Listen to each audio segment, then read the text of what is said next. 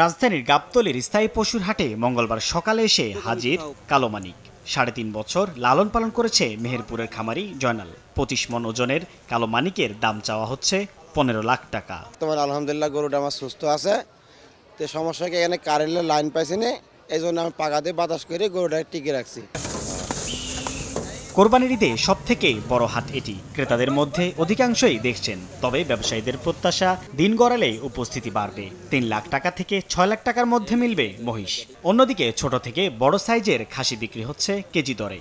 দাম মনে করেন আপনি ১১০০ টাকা কেজি পড়ে, ১৫ কেজি গোছ হইব, ঠিক আছে ১৬-১৭ হাজার বেচুন। আমাদের কাছে ৩ থেকে ৩.৫ লাখ টাকার মহিষ আছে, এখনো ক্রেতা আসে নাই। দেখতে আইলাম, কেনার দরকার বললে পরে কিনো। বাজার ঘুরে আমরা যেটা দেখলাম যে গরুর দাম এবার বেশি আছে। মরুর দেশের দুটি উটের দেখা মিলছে গাবতলীর পশুর হাটে।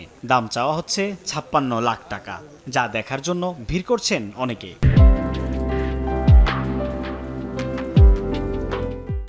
আমার তো চাওয়া তো ওই ২৮ আর ২৬, কিছু কম হইলে দিয়ে দিব। গাড়ির পার্কিং এর ব্যবস্থা থাকে আন্ডারগ্রাউন্ডে, এখানে গরু রাখার তো বাইরে রাখতে হয়, এজন্য হয়তো ১-২ দিন আগেই কেনা হবে। হাটে আগত ক্রেতা বিক্রেতাদের নিরাপত্তায় প্রস্তুত আইন শৃঙ্খলা বাহিনী। এখানে সার্বিকভাবে সহযোগিতা করা হচ্ছে। কেউ যদি কোনো অসুবিধার সম্মুখীন হয় তারা ওখানে ইনফর্ম করলে আমরা সর্বোচ্চ সহযোগিতা করব। এবারে রাজধানীর ২ সিটি কর্পোরেশনে হাট বসেছে ২১টি স্থানে।